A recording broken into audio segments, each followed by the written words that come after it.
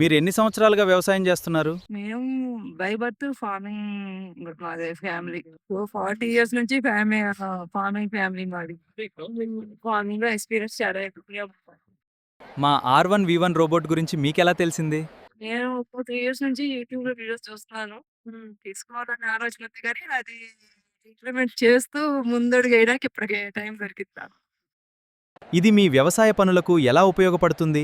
First of all వచ్చేసి మనకది కూలీల ఖర్చు తగ్గుతుంది. టైం సేవ్ అవుతుంది ఒకటి.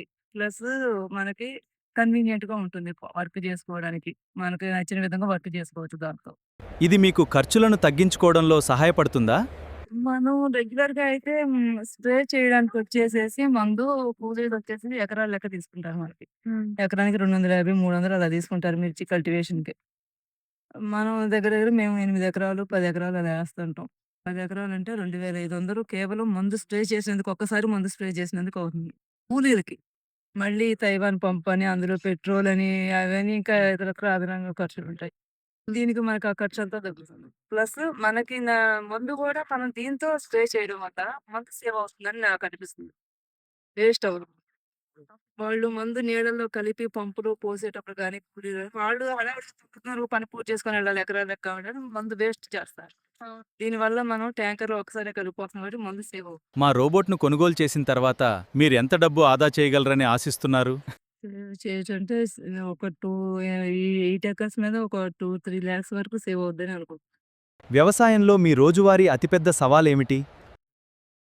ప్లస్ అంటే ఫస్ట్ ఆఫ్ ఆల్ మనకి కూలీల శ్రమ తగ్గుతుంది. మెయిన్ కూలీలు వచ్చి మనకు పనిలో వంగిన దాకా కూడా కష్టంగా ఉంటుంది ఈ రోజు. వస్తామని చెప్తారు. ఈవినింగ్ ఫోన్ చేస్తాం. వస్తామని చెప్తారు. నెక్స్ట్ డే మార్నింగ్ వాళ్ళు ఎక్కడుంటారో మనకు తెలీదు.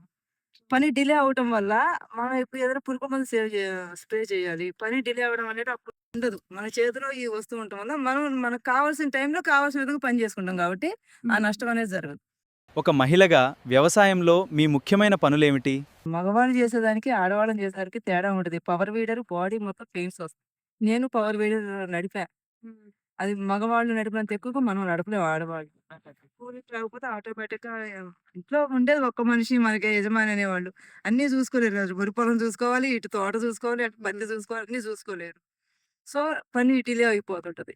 దీనివల్ల ఏంటంటే మనకి అది ఉండదు. ఇప్పుడు ఆడవాళ్ళైనా మనమైనా రిమోట్‌తో మనమైనా కంట్రోల్ చేయొచ్చు దీన్ని.